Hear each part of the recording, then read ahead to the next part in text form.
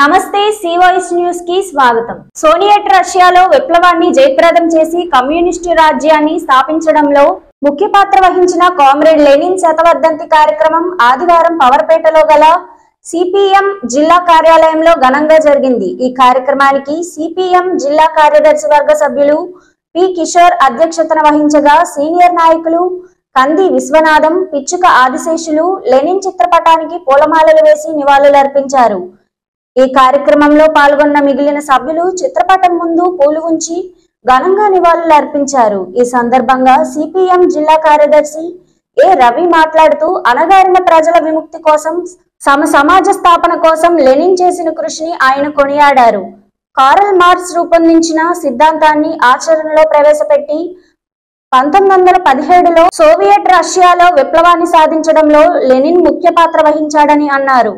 భారతదేశ తొలి ప్రధాని నెహ్రూ సోవియట్ రష్యా చూస్తుంటే భూతల స్వర్గం ఇక్కడే ఉందా అని అనిపిస్తుందని పలికిన మాటను ఆయన గుర్తు చేశారు. సోవియట్ రష్యాలో ప్రతి ఒక్కరిని తినడానికి తిండి, పట్టుకోవడానికి బట్ట, ఉండడానికి గూడు, ఆరోగ్యానికి వైద్యం, పనిచేయడానికి ఉపాధి కల్పించడమే కాకుండా అక్కడున్న భూములను ప్రజలకు అప్పగించడం, పారిశ్రమలను కార్మికులకు అప్పగించడం, ప్రైవేటు వ్యక్తుల చేతుల్లో ఉన్న ఖనిజ సంపదలను, దేశ సంపదను ప్రభుత్వం పరం చేయడం వంటి సమాజ నిర్మాణ కార్యక్రమాలను చేసిన ఘనత లెనిన్ది అని తెలిపారు. ఇప్పుడున్న ప్రజలు ఏమైతే ఆశిస్తున్నారో అవన్నీ ఆనాడే లెనిన్ నాయకత్వంతో సోవియట్ రష్యాలో ధరలు పెరగకుండా చూడటం, నిరుద్యోగం లేకుండా చేయటం, గ్రామాలకే అధికారాలని బదలాయించడం వంటి కార్యక్రమాలను చేశాడని తెలిపారు. సామ్రాజ్యవాదులను, పెట్టుబడిదారులను, మతోన్మాదులను నిలువరించి కార్మిక వర్గ నాయకత్వంలో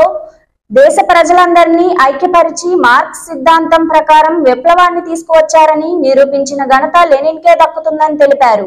భారతదేశంలో స్వతంత్రం వచ్చిన తొలి నాళ్లలో ఇక్కడ పరిశ్రమలు స్థాపించడంలోనూ, భారతదేశ అభివృద్ధి విషయంలోనూ లెనిన్ నాయకత్వంలోని సోవియట్ రష్యా సహకారం కొనియాడదగినదని అన్నారు.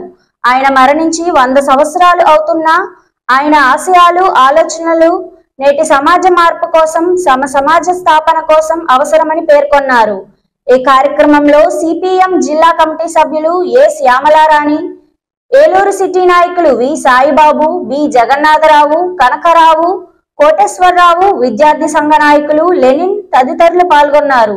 ధరలు ఏమాత్రం పెరగకుండా చేయడం కానీ, ఈ రకంగా ఇప్పుడు ప్రజలు ఏదైతే ఆశిస్తున్నారో, కోరుకుంటున్నారో ఇది జరిగేది కాదని అనుకుంటున్నారో, కానీ ఇది ఖచ్చితంగా జరిగి తీరుతుంది.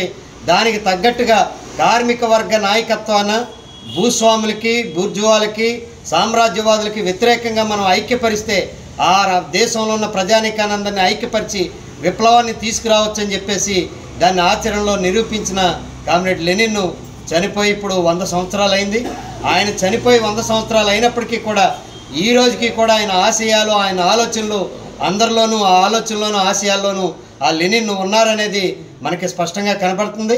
ఆయన మన భారతదేశంలో జరిగిన స్వాతంత్ర పోరాటం విషయంలో కూడా ఆయన స్పష్టంగా గమనించారు. బ్రిటిష్ సామ్రాజ్యవాదులకు వ్యతిరేకంగా పోరాటం చేయాల్సినటువంటి అవసరం కానీ, అంతకు మించి భారతదేశంలో కూడా సమాజ నిర్మాణం కోసం కార్మికులు, వ్యవసాయ కార్మికులు, రైతాంగం యొక్క ఐక్యత విషయంలో కానీ ఆయన మనకి నొక్కి చెప్పడం కానీ